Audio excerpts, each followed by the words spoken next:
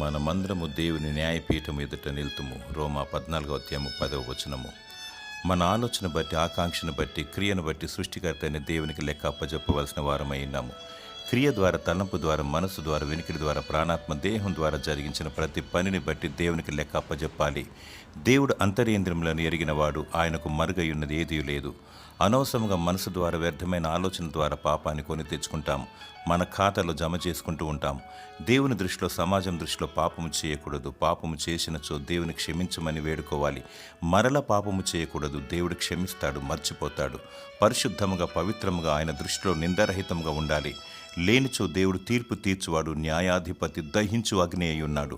యేసు ప్రభు రానియున్నాడు. ఆయన రాకడకై సిద్ధంగా ఉండాలి.